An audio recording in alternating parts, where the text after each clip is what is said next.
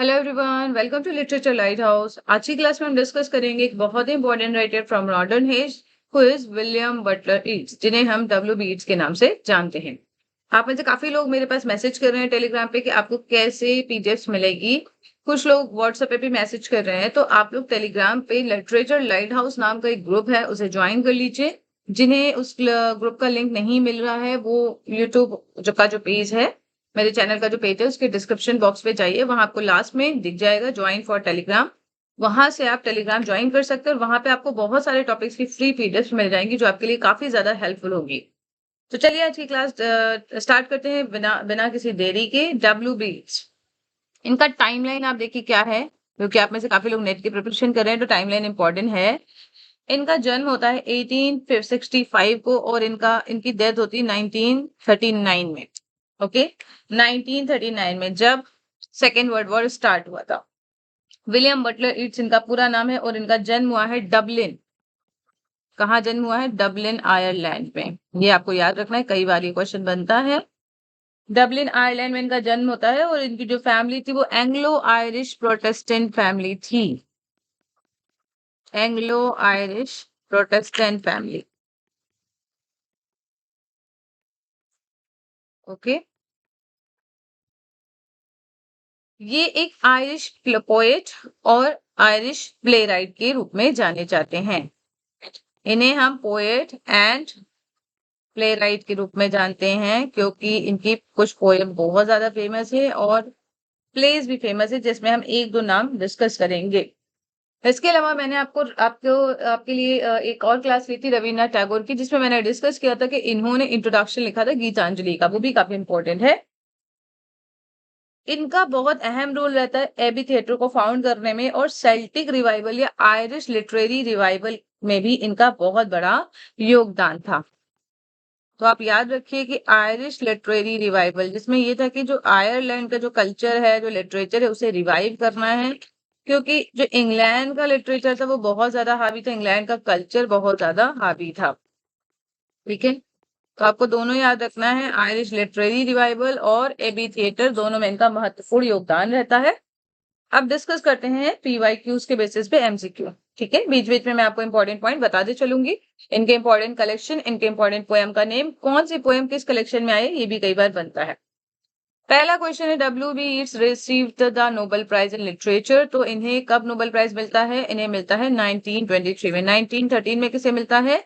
रविन्द्रनाथ टैगोर को। ठीक है, आप लोगों को एक सलाह है कि जो भी नोबेल प्राइज विनर्स है उनकी आप लिस्ट प्रिपेयर कर लीजिए, अदरवाइज मैं टेलीग्राम ग्रुप में भी आपको भेज दूंगी, आप वहां से भी पढ़ लीजिएगा। जो इंपॉर्टेंट है केवल उन्हीं को पढ़ना है।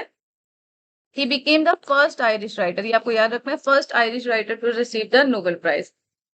W Yeats was associated with, किससे एसोसिएट थे? तो अभी मैंने आपको बताया आयरिश लिटरेरी रिवाइवल। ठीक है, इसे सेल्टिक रिवाइवल के नाम से भी जानते हैं, और इसमें सेल्टिक लिटरेचर और सेल्टिक आर्ट पे फोकस किया गया था। ठीक है, सेल्टिक ट्विलाइट के नाम से भी जानते हैं, सेल्टिक ट्विलाइट। इसमें जो मेन जो कंट्रीब्यूटर्स थे वो कौन थे? W B Yeats, Edward Martin, Lady Gregory. ये आप तीन नाम जरूर याद रखेंगे। और एबी थिएटर को इन्होंने फाउंड किया था 1904 में। Okay, with Edward Martin and Lady Gregory. Yeats was born in, कहाँ इनका जन्म हुआ है? तो डबलिन आयरलैंड में 1865 में। ठीक है, 1865 में। ओके सॉरी, इसका जन्म होता है London. Okay, let me check this point again. Yes, इसका यही सही पॉइंट है। He was born in 1865 in County Dublin Ireland. तो ये सही पॉइंट है, इसको सही टिक करिए, यहाँ पे गलत टिक लगा हुआ है। ओके, ये गलत है, इसका होगा A. This is also a wrong point. Dublin में इनका जन्म होता है और इन्हें एक आयरिश पोएट के रूप में हम जानते हैं। ब्रिटिश लिटरेचर पढ़ते हैं, बट आयरिश इनकी आप कह सकते हैं, जो लाइक फैमिली जो हम कह सकते हैं वो आयरिश रहती है। विच women inspired much of east poetry? तो मॉड गॉन बहुत इंपॉर्टेंट है, इसमें काफी लोग लेडी ग्रेगरी भी लगा देते हैं। मॉडगॉन, जो कि इनकी लेडी लव थी, बट उन्होंने इनके प्रपोजल को रिजेक्ट किया था, ये आपको याद रखना है। इनके कुछ कलेक्शन के नाम आपको याद रखने हैं, the tower, the winding stairs and other poems, the wandering of Oisin and other poems, okay, and the wild swan at Coole, ये पोएम है। The countess Cathleen and various lyrics, ये भी आपको नाम याद रखना है। The lake isle of Innisfree, ये रिफ्लेक्ट करता है ईट्स की लॉन्गिंग फॉर, क्या रिफ्लेक्ट करता है? Rural peace and simplicity, Yeats longing for rural peace and simplicity. Which poem begins turning and turning in the widening gyre? काफी बार question पूछा जा चुका है, तो द सेकंड कमिंग की लाइन है ये, turning and turning in the widening gyre। Poem की लाइन भी इंपॉर्टेंट है आपके लिए। Things fall apart, the centre cannot hold, again the second coming की लाइन। सेकंड कमिंग आपके लिए काफी इंपॉर्टेंट पोएम है। Second coming among school children, a prayer for my daughter and in the memory of WBH, जो WH order ने लिखी है, उस पोएम से भी कई बार क्वेश्चन बन जाते हैं। A terrible beauty is born, a terrible beauty is born, ये लाइंस कहाँ से ली गई हैं? काफी इंपॉर्टेंट लाइंस हैं। इनके पोएम है ईस्टर 1916, यहां से ली गई। ईस्टर 1916 भी काफी इंपॉर्टेंट पोएम है, ओके। पोएम की हम बात करें तो 1916 में ये पोएम लिखी गई है, और इसमें पोएट अपने फ्रेंड्स को, अपने कंपेनियंस को याद कर रहे हैं, जो कि आयरिश फ्रीडम स्ट्रगल में जिनकी डेथ हो जाती है, ठीक है, इन द ईस्टर्न राइजिंग। और यहाँ पे लाइन है, all change change utterly a terrible beauty is born. इस पोएम में एक चाइल्ड इमेजरी यूज की गई है, वो भी आपको याद रखना है, ठीक है, child imagery. And if I talk about the second coming, तो सेकंड कमिंग में जायर इन्होंने turning and turning in the widening gyre, ये लाइन आई है, ये आपको याद रखनी है। The falcon can not hear the falconer, things fall apart, the centre cannot hold, mere anarchy is loosed upon the world. इसके अलावा एक लाइन बहुत इंपॉर्टेंट है, the best lack on convictions while the worst of full of passionate intensity, okay. यहाँ पे एक Phoenix आपको इमेज दिखेगी, that image is very striking, जिसमें आपको एंटी क्राइस्ट का आपको एक रिप्रेजेंटेशन देखने को मिलेगा, ओके। इस पोएम का आपको कलेक्शन भी याद रखना है, द सेकेंड कमिंग का कलेक्शन भी बहुत इंपॉर्टेंट है, यस। तो यहाँ पे आपको लिखना है Michael Robartes and the dancers, collection का नाम है Michael Robartes and the dancer.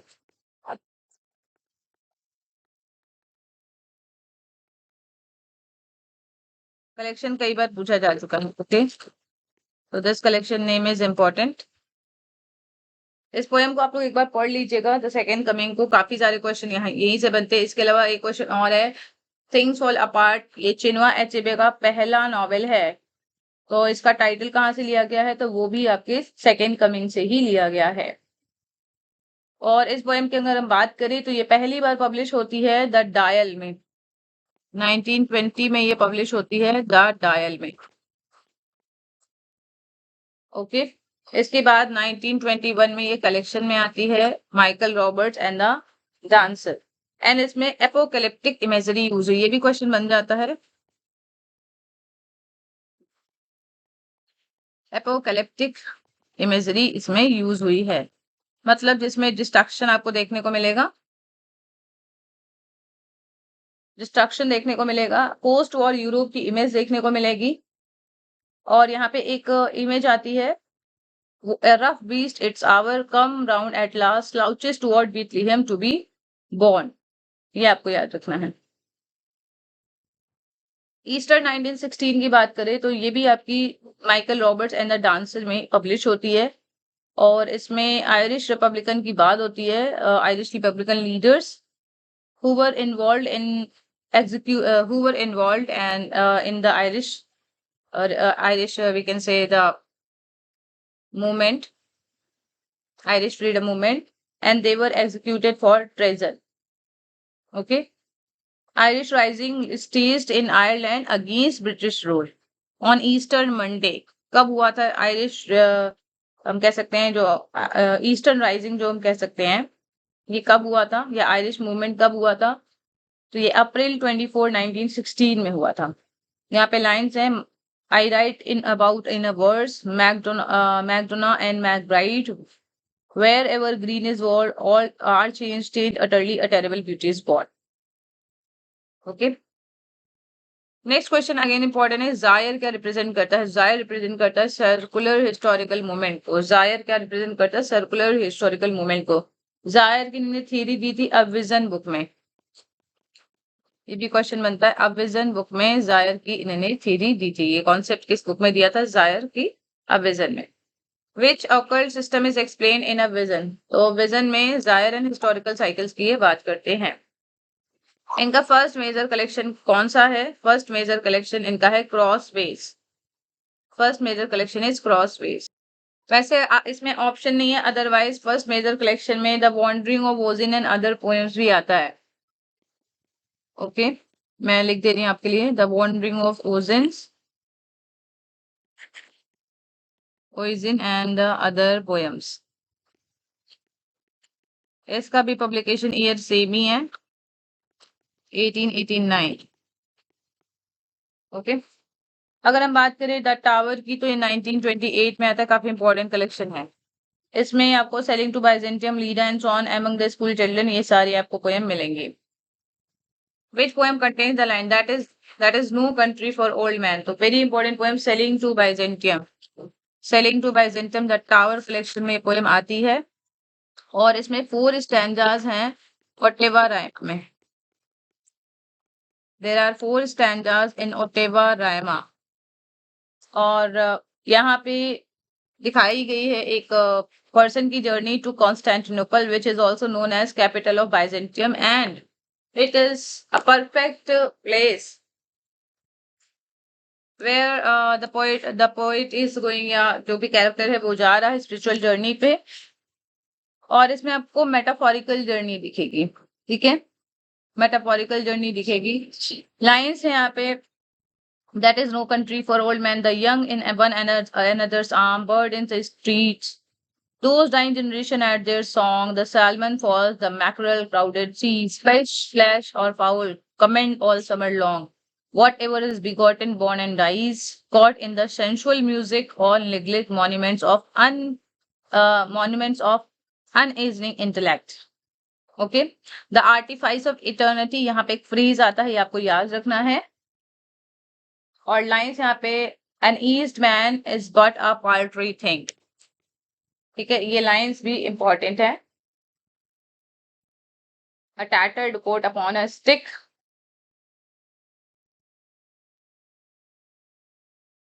Okay. Total 4 stanzas हैं इसमें, और इसमें थर्ड स्टैंजा में बात करते हैं आर्टिफाइस ऑफ इटर्निटी की। फोर्थ स्टैंजा में बात करते हैं that he wants him to get converted in a golden bird, and second standards में लाइन आती है an aged man is a but a paltry thing, a tattered bone upon a stick। तो ये आपको सारी लाइंस याद रखनी है, किस स्टैंडा में कौन सी लाइन आती है। ओके, ये मैं आपकी याद करने के लिए लिख दे दी, a tattered bone put upon a stick।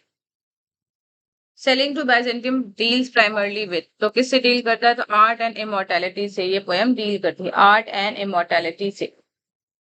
Collection आपको याद रखना है द टावर, और ओटावा रेमा में लिखी जाती है। ओटावा रेमा मतलब 8 लाइंस होती हैं। Which poem is based on Greek mythology and the birth of Helen? Very important poem, Leda and the Swan। Leda and the swan आपको पोएम याद रखनी है, ग्रीक माइथोलॉजी पे बेस्ड है। एंड यहाँ पे एक लाइन आती है, For Leda's terrifies vague figures push the feathered glory of the swan from between her thighs। Okay, इस सोनेट को पेट्रार्कन फॉर्म में लिखा गया है, पेट्रार्कन फॉर्म में लिखी गई है ये।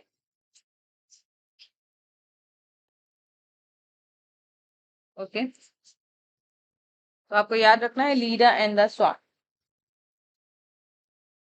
लाइन्स है इसमें, a sudden blow, the great wings beating still above the staggering girl, her thighs pierced by the dark webs, her nape caught in his bill, he holds her helpless breast upon his breast, a shudder in the loin engenders these, the broken wall, the burning roof and tower, and Agamemnon dead। ये लाइन्स याद रखनी है। Each was greatly influenced by, तो he was greatly influenced by symbolism का आपको influence देखने को मिलेगा इनकी पोएम में।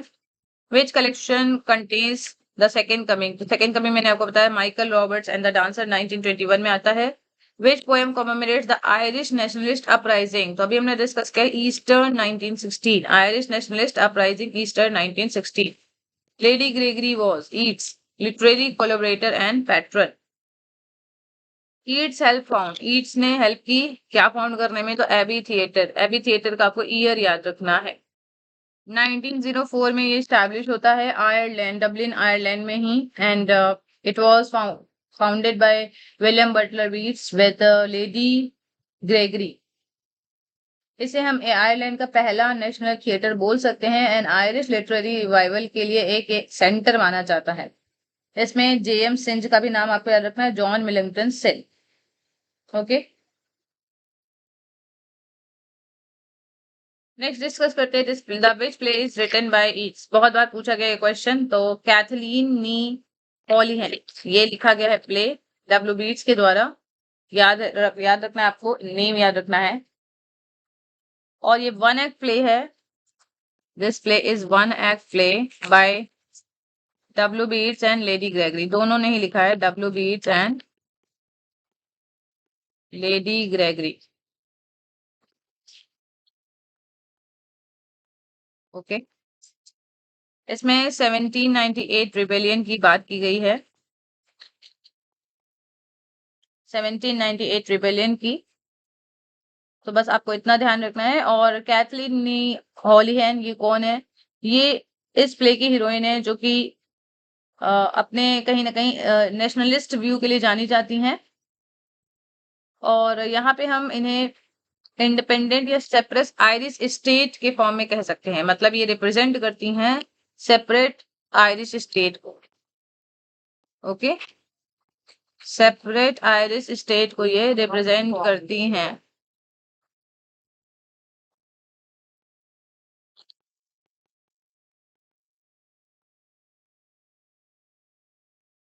ओके, जो भी लोग लेक्चर देखेंगे उन्हें समझ में आ जाएगा कि मैंने क्या लिखा है। नेक्स्ट क्वेश्चन देखते हैं, द वाइल्ड सॉन एट स्कूली, इंपॉर्टेंट नाम है। ये क्या सिंबलाइज करता है, द वाइल्ड सॉन एट स्कूली ये सिंबलाइज करता है permanence एमिड change, permanence एमिड change.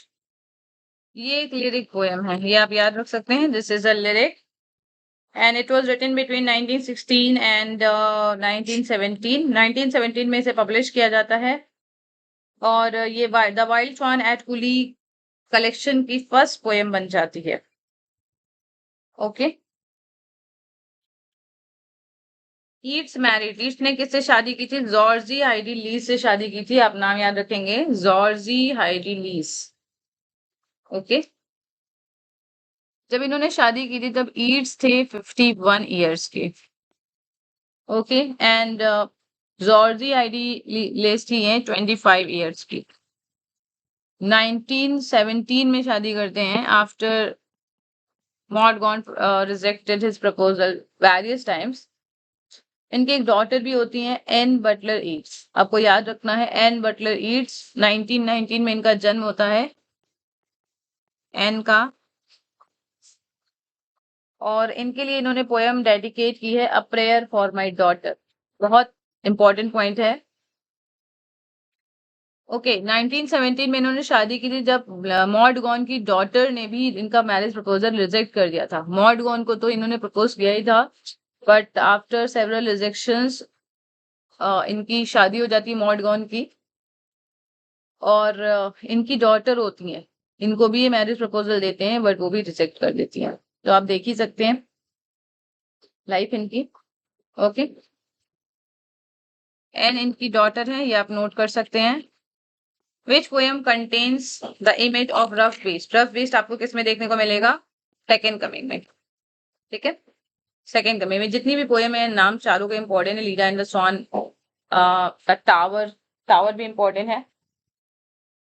Leda and the swan आपको याद रखना है, सोनेट है, ग्रीक माइथोलॉजी से इंस्पायर है। बाइजेंटियम की हम बात कर लेते हैं, बाइजेंटियम के बारे में कोई बात नहीं हुई है, 40 लाइन्स की ये पोएम है। ओके, 40 लाइन्स की ये पोएम है। टोटल 5 स्टैंजा हैं इसमें। और इस पोएम की यदि हम बात करें तो ये सेलिंग टू बाइजेंटियम की पैरेलल पोएम्स हैं और ये दोनों बात करती हैं इस वर्ड को एस्केप करके एक ऐसे वर्ड में जाने की जो कि किंगडम ऑफ परमानेंस जाना जाता है।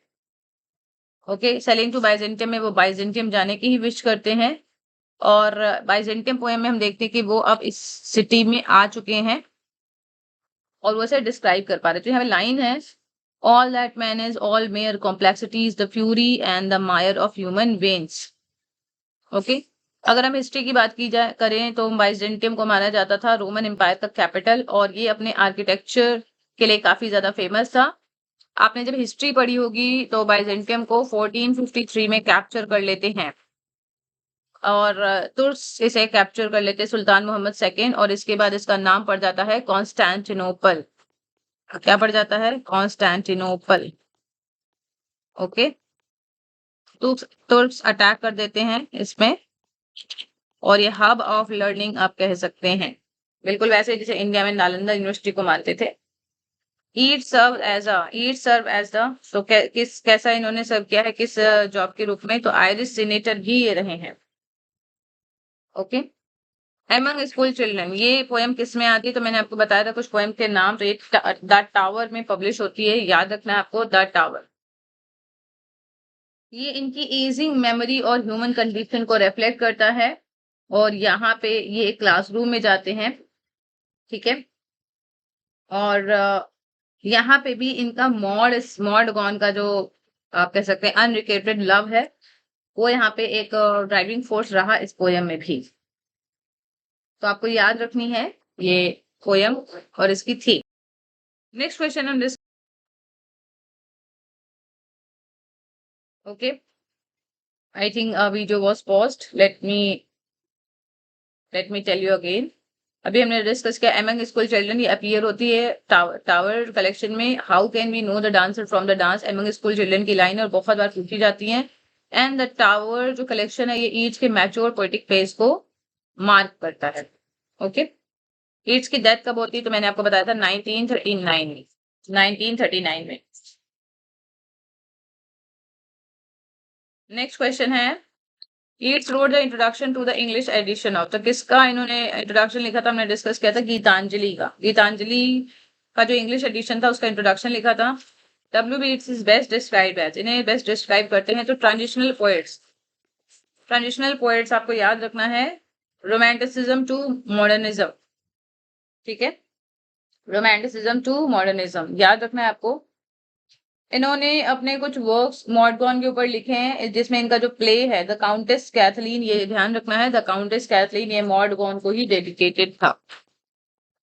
कई बार ये भी पूछा जाता है ये वर्क किसका है, द काउंटेस कैथलीन प्ले है, ये याद रखना है, और डेडिकेटेड टू मॉडगॉन। मॉडगॉन इनकी इंस्पिरेशन रही हैं इनकी लाइफ में। इस प्ले की हम बात करें तो इसकी सेटिंग है आयरलैंड में, ये आपको याद रखना है। अब कुछ हम इंपॉर्टेंट वर्क्स देखते हैं क्रोनोलॉजी वाइज। तो 1889 में the wandering of Oisin's and other poems आया था, मैंने आपको बताया था। क्रॉसवेज भी आया था। पहले अगर ऑप्शन में नाम देखे पहले कलेक्शन के लिए तो वॉन्डरिंग ऑफ ओजिन को ही आप पिक करेंगे, अदरवाइज क्रॉसवेज को। दूसरा जो इंपॉर्टेंट कलेक्शन है the wind among the reads 1899 में आता है। 1914 में रिस्पॉन्सिबिलिटीज आता है। द वाइल्ड स्वॉन एट गुडी 1919 में आता है। 1921 में Michael Robartes and the dancer बहुत इंपॉर्टेंट कलेक्शन है। 1928 में द टावर बहुत इंपॉर्टेंट कलेक्शन है। ओके, इनका फिर न्यू पोएम्स कलेक्शन आता है, लेकिन जितने मैंने मार्क किए वहीं से क्वेश्चन बनते हैं। मोस्ट रिपीटेड पोएम्स की बात करें तो second coming, sailing to Byzantium, Easter rising, Easter 1916, the lake isle of Innisfree. The lake isle of Innisfree की लाइंस हैं, I will arise and go now and go to Innisfree and a small cabin built there of clay and battles made, 9 bean rows will I have there, a hive for honeybee. I hear lake water lapping with low sound by the shore, while I stand on the roadways or on the pavement gray, I hear it in the deep heart's core. ये lines important है the lake isle of Innisfree की। Sailing to Byzantium की मैंने आपको lines बताई हैं। The wild sworn eight Coole, ये आपको याद रखनी है, इस पोएम का नाम याद रखना है, the wild sworn eight Coole. ये एक लिरिक पोएम थी, मैंने आपको बताया था। एमंग स्कूल चिल्ड्रन, ये भी आपको याद रखना है। इसमें ये एज अ स्कूल इंस्पेक्टर जाते हैं और बहुत सारे बच्चे हैं जिन्हें देखते हैं, इन्हें मॉड गॉन की याद आती है। तो इसमें इस पोएम को जब आप पढ़ेंगे पूरा तब आपको समझ में आएगी पोएम। लीडा एंड द स्वान, ये माइथोलॉजी पे बेस्ड है, मैंने आपको बताया था। लीडा एंड द स्वान, इसमें जूस की बात होती है, ग्रीक माइथोलॉजीज में बेस्ड है। And the theme of the poem is the rape of Leda by the God juice who had assumed the form of a swan। Octave and sestet यहाँ पे है। सितंबर 1913, पोएम याद रखनी है, सितंबर 1913 काफी इंपॉर्टेंट है। एडम्स कर्स, ये पोएम का नाम इंपॉर्टेंट है। Prayer for my daughter poem भी इंपॉर्टेंट है, ये पब्लिश होती है 1919 में, सबसे पहले लिखी गई है 1919 में, और इसको 1921 में collection Michael Robert and the dancer में पब्लिश किया जाता है। एन इनकी जो डॉटर है जॉर्जी हाइडी लीज से, उसी को डेडिकेटेड है। 10 स्टैंजास की पोयम है, 8 लाइन्स है और टेवा रीमा में लिखी गई है, ये आपको याद रखना है। अब विजन मैंने आपको बताया ही वर्क, जिसमें इन्होंने जायद की थ्योरी दी थी। नो सेकेंड ट्रॉय, ये भी इनकी पोयम है जो कि इंपॉर्टेंट है। A prayer for my daughter से कुछ लाइंस आपको याद रखनी है। May she be granted beauty and yet not beauty to make a stranger's eye distraught, इसमें भी मॉड गॉड का इन्फ्लुएंस है। Helen being chosen found life flat and dull and later had much trouble from a fool. It is certain that fine women eat a crazy salad with their meat, whereby the horn of plenty is undone. Horn of plenty. Horn of plenty. Crazy salad. ये सब आपको याद रखनी है। Lines कहाँ आती हैं? तो a prayer for my daughter. A prayer for my daughter. Among school children की लाइंस में भी बहुत लोग कंफ्यूज हो जाते हैं, तो उसमें जो लाइंस हैं वो भी आपको ध्यान रखनी है। हमने डांसर वाली जो लाइन पढ़ी थी वो थी एमंग स्कूल चिल्ड्रन की लास्ट लाइंस। ओके, और यहाँ पे लाइन है, हाउ बट इन बस custom and in ceremony are innocence and beauty born. Okay, one liner हम देखते हैं। 1865 में इनका जन्म होता है, लंदन में नहीं होता है, इनका डबलिन आयरलैंड में जन्म होता है। आयरिश लिटरेरी रिवाइवल में मेजर फिगर थे। एबी थिएटर को इन्होंने फाउंड किया था 1904 में। मॉड गॉन इनकी म्यूज रहती हैं। लाइफ लॉन्ग लव 1923 में इन्हें नोबेल प्राइज मिलता है। जायर इनकी थियरी है हिस्टोरिकल साइकिल्स की। सेलिंग टू बाइजेंटियम में हम थीम देखते हैं, art versus mortality. The second coming is modernist masterpiece, apocalyptic poem कही जा सकती है। 1939 में इनकी डेथ हो जाती है। कुछ और क्वेश्चन देखते हैं। Which of the poem and with the question did she put on his knowledge with his power. तो लीडा एंड द स्वान की लाइन है ये, ठीक है। और इसमें हम देखते हैं हेलेन का जन्म होता है आफ्टर दिस इंसिडेंट, जो कि ट्रॉय के फॉल का कारण बनती है। The fascination of what is difficult, तो ये पोएम है इनकी the fascination of what is difficult, ये इतनी इंपॉर्टेंट नहीं है। Which each poem is address to his daughter and, तो ये इंपॉर्टेंट है। A prayer for my daughter, a prayer for my daughter.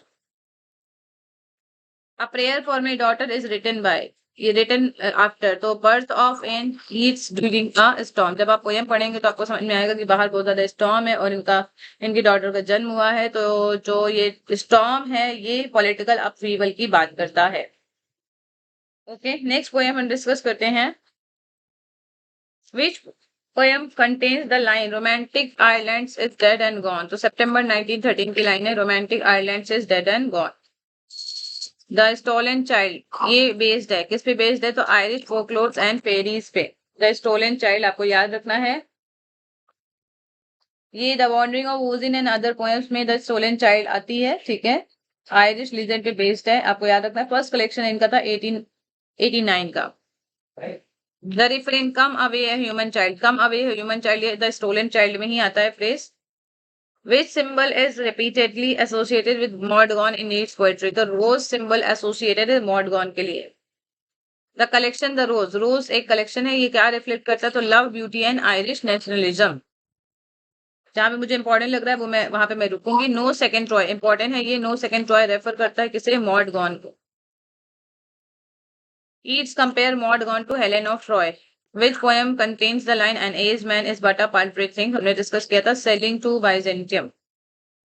Its interest in mysticism was strength through, तो golden dawn society को ये join करते हैं, इसी के थ्रू इनका मिस्टिसिज्म में बहुत ज्यादा इंटरेस्ट जगता है।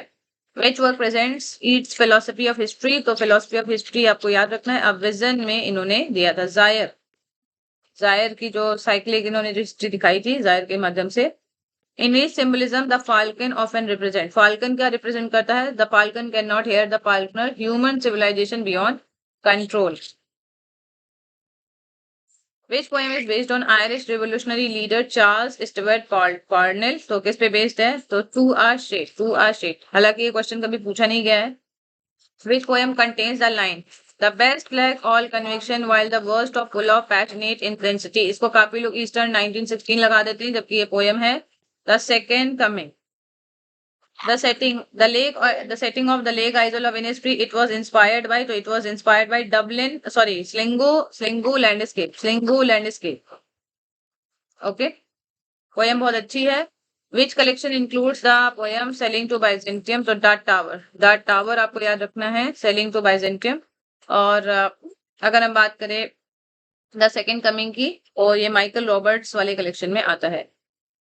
बाइजेंटियम पोएम सीक्वल है किसका, तो सेलिंग टू बाइजेंटियम का सीक्वल है। सारे क्वेश्चन बहुत इंपॉर्टेंट है। The phrase unity of being refer करता है, तो क्या होता है इसका मतलब, the harmony of body mind and soul. Which poem is regarded as its meditation of aging and artifice immortality, important है। अभी हमने डिस्कस किया था सेलिंग टू बाइजेंटियम, जिसमें एजिंग की बात कर रहे हैं और आर्टिस्टिक इमोर्टैलिटी की। एज कोलैबोरेटेड क्लोजली विद, तो किसके साथ इन्होंने कोलैबोरेट किया था, तो जेम्स सिंज के साथ, James Synge, lady Gregory. Next question है which poem was inspired by the Easter rising of 1916? Easter rising 1916, तो ईस्टर्न 1916 अभी हमने डिस्कस किया था। The symbol of the tower क्या रिप्रेजेंट करता है, तो सॉलिट्यूड एंड आर्टिस्टिक विजन को रिप्रेजेंट करता है। Which statement best describes Yeats later poetry, तो symbolic, modernist, philosophic and complex, ये डिस्क्राइब करता है ईट्स की लेटर पोएट्री को। अगर हम बात करें सेलिंग टू बाइजेंटियम की, तो आपको याद रखना है सेलिंग टू बाइजेंटियम आता है द टावर कलेक्शन में। द टावर कलेक्शन में कुछ पोएम्स आप याद रखिए, ये पब्लिश होता है 1928 में और काफी बार पूछा गया है। नोबेल प्राइज रिसीव करने के बाद 1925 में इन्होंने नोबेल प्राइज रिसीव किया है, उसके बाद पब्लिश होने वाला पहला मेजर कलेक्शन है ये। इसमें sailing to Byzantium, the tower, Leda and swan among school children, ये सारी 4 इंपॉर्टेंट पोएम आती हैं, ये आप ध्यान रखेंगे।